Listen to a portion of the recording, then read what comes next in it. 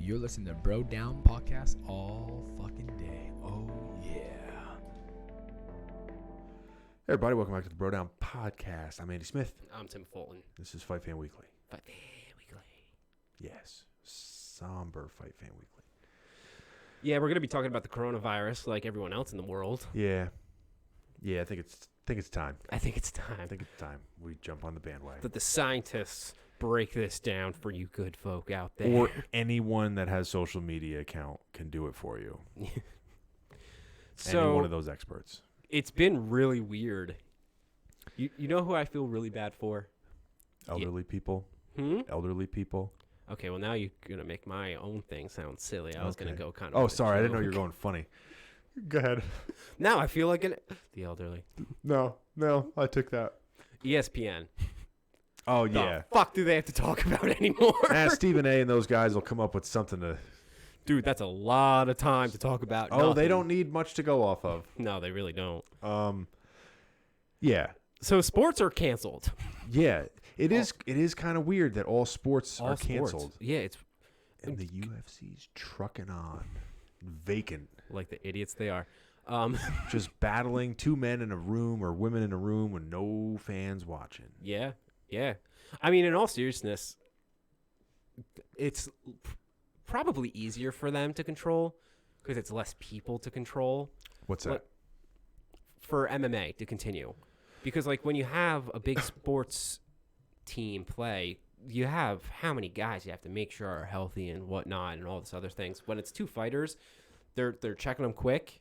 It's two guys in the course of a night. I mean, I guess it is still a lot of guys, girls. I think that it's maybe more so the like basketball. It's not just one basketball game a week. Yeah. You're talking about how many teams are in the NBA? There's lot. 32 teams in NFL, so we'll say at least 32. Yeah, because I don't know what I'm talking about. But all those teams have to play multiple games a week, and every one of those games has thousands of people at them. Yeah. So the UFC, it's one gathering usually once a week. So I think logistically it's a little easier. Yeah. And, you know, they already have all these things set up, and guys have to miss weight and make weight, and they're in camp. So, you know what I thought was cool, though, that I didn't tell you? What? I don't know if you saw. I read this. I'm hoping it's true, but Bellator had to cancel their event last night. Oh, wow, really? But they still paid all their fighters That's cool. their show money and or a portion of their win bonus.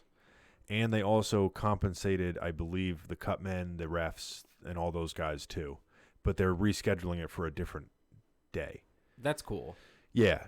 So It's nice to see that they do stuff like that and that they can do stuff like that. yeah. Because, like, I think everyone, like, in the back of their head thinks, like, oh, the NBA, oh, the NFL, like, they're these big wigs. Like, they should be paying these people constantly. But, like, if they're not getting revenue, like, money is limited. Yeah. Like, there's a lot of people that work for these.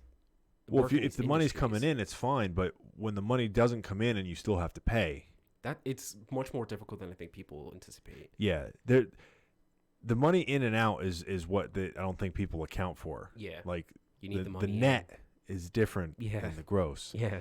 But yeah. So the UFC though, I want to see the numbers for the fights that are going to be taking place over the next couple of weeks to see how many people actually watch them. I would imagine they'd go up.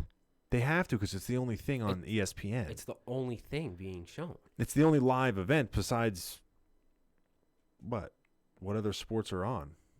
Bowling? I honestly don't know. That Cricket? Cricket? Yeah.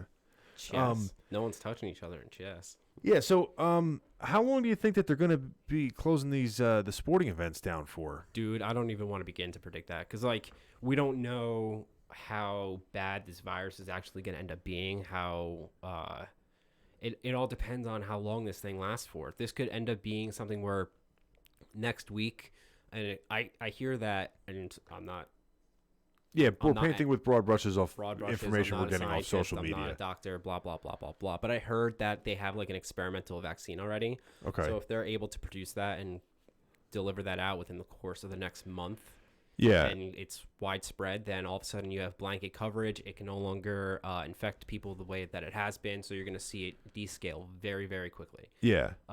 If that's not the case, then this could be a long time. Because right now, they said how many people were infected? Like 100,000? Something like that. I think it's like 100,000, somewhere between 1 and 150,000 people.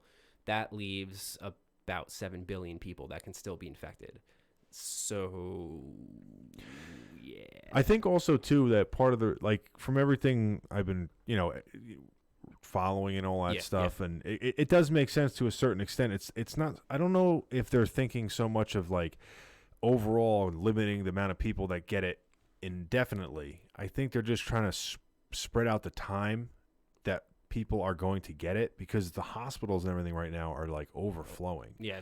So the amount of treatment that people are getting is like minimal compared to what it is on a normal basis. So the longer they can kind of like spread out the spread of it, it's better for the treatment options that I guess people have. And sporting events for an airborne virus, I'm assuming, is one of the easiest ways to spread it over mass amounts. I would think so. Yeah. So they're canceling all those big things, and it's smart. You don't want 1,000 people in one room at the same time. That's how 1,000 people get sick at the same time. Exactly. So I as unfortunate as it is, I think it's a smart move, and I think it's a mature move. It's not like they're doing the whole blood money thing where they don't care about anything but money. Yeah, actually, they could easily just stay open unless they're forced by the government to shut down. Which that is happening too. Yeah, a lot of governments are saying you're not allowed to have large events with more than X amount of people in it. But a lot of these organizations shut down before that. It's actually kind of refreshing to see that. Yeah, it was pretty cool. Real quick, have you ever played that game Pandemic? I've seen it. It's one where you are the virus. Yeah, and you literally try to wipe out humanity. Yeah. And it's not funny, but the only reason it's funny is because people who've played this game will get it. When you play the game, fucking Greenland and fucking Madagascar. Someone coughs. Madagascar. Someone coughs in Japan. Madagascar's like, nope, we shut down everything.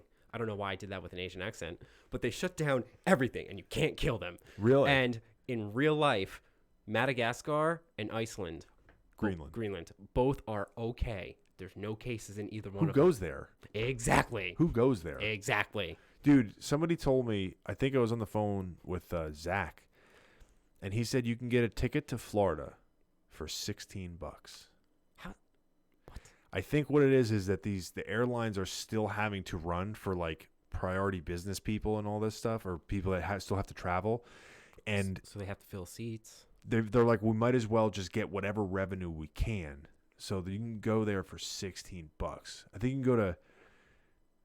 you can go to over to Europe for like $60. You'll be quarantined once you get there. Yeah, it's not good. No, it's not good. All right, but we're going to be talking about fights or sporting events that are still happening. Yeah, we pray. We're going to be talking about Tyron Woodley versus Leon Edwards this upcoming Saturday, UFC Fight Night. Yeah, this one's a crazy one. Have you seen Tyron fight? Because that was like right around before we started. I don't remember. I don't think so. Okay. And Leon Edwards, I think we've seen him fight once or twice. Yeah. But I think you've seen him fight once or twice. I believe so. He's a talent. Yeah, he's one of those guys that like he's very talented. All like everyone's wondering why, but nobody talks about him. Yeah. Like, fighters will talk about him and be like, why doesn't he get a title shot? The ones that don't hate him or want to fight him. Tyron Woodley was, a longtime champion at the 170-pound division, but he hasn't fought since he lost his title. And there was a lot of speculation about like his focus, because he was like, he had rap albums coming out and like all this other stuff. And it's kind of how like what people were saying about Rousey when she lost was that she wasn't focused. She was doing movies. She was doing every interview under the sun. And there's like a balance where you got to take advantage and strike while the iron's hot, but you're in a sport where the outcome is not predetermined. So that star power is relying on you winning. Yeah. But you have to do it while you're winning. But you have to make sure that you don't trade too much for one for the other. So you follow this obviously way more than I do and the specific fighters. What do you think of his? I know that you don't actually follow him in real life, so you don't know what his training camps are like and anything like that. But what do you think about his focus now? Has he been coming out with any rap albums lately? I think that because he came out and said something that was very interesting and sad, was that I think he blew through a lot of his money. Ooh. And I think that he only had one loss and he lost the belt, and I think a lot of money that he had coming in was not there anymore. Yeah. And he was talking about how, like, you know, you get used to having money and people are always around you when you have money and you don't mind buying stuff, and then as soon as you don't have it, They're gone. everyone's gone and you don't have any money. So I think he's lucky in a way where he realized that, if he's taking that to heart, that he came off that on one loss. It didn't take him a multiple of losses to kind of step back and be like, I didn't appreciate this when I had it, so let me not fuck this up. Yeah. So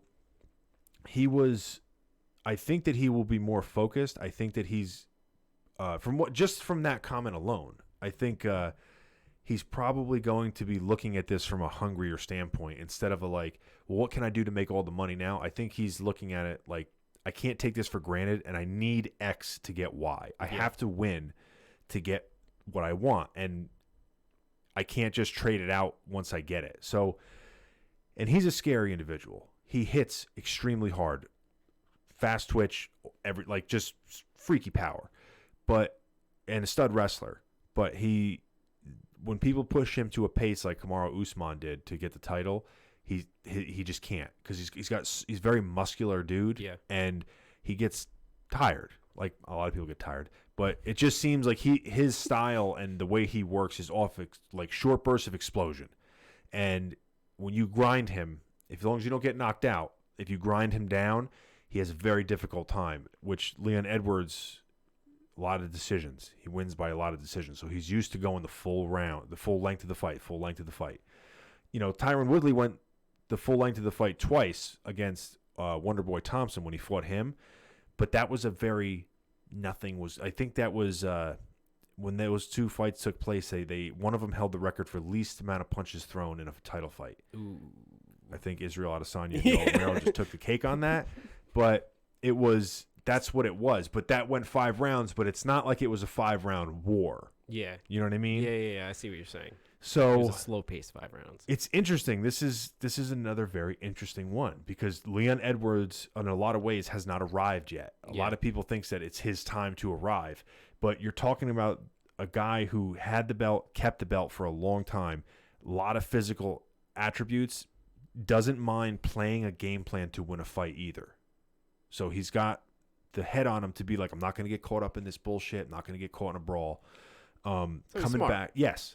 But like the fights that he had with Stephen Wonderboy Thompson, a lot of people said it was the most boring fights. But he didn't. He just stuck to his game plan. Yeah. Because you can't make a mistake against that in that level. So it'd be interesting, because he's coming off a loss, ex-champion, arguably one of the best ever do it, and against a guy who hasn't arrived yet, but a lot of people think is one of the top, if not the top guy. So a lot of questions going to get answered. I'm excited to watch it. Yeah, a lot of questions going to get answered. You sold me on it. Yeah. The stadium will be empty, but I'll be excited. This one I like that for. Really? Yes, I like it, because we got Tyron coming off a big layoff of a year, off a loss that he lost his belt to, and we have Leon Edwards, a guy that not a lot of people know about, but he's regarded as one of the best in the division by the guys in the MMA community.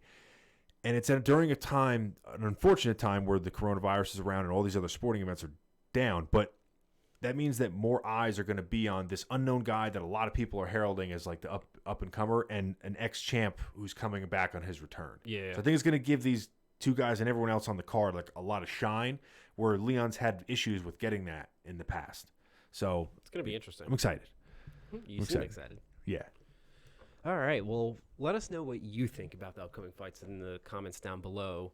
I'm afraid to even say anything about coronavirus in the comments down below. Yeah, just be safe, guys. Just yeah. Don't cough on people. Wash your hands. Be rational. Be sane. You don't need to go to the store every day during the week to take pictures of the empty shelves and post them on Instagram. Just Netflix. Use your brains. Yeah. Be safe out there. We'll catch you guys next time. You're listening to Bro Down Podcast all fucking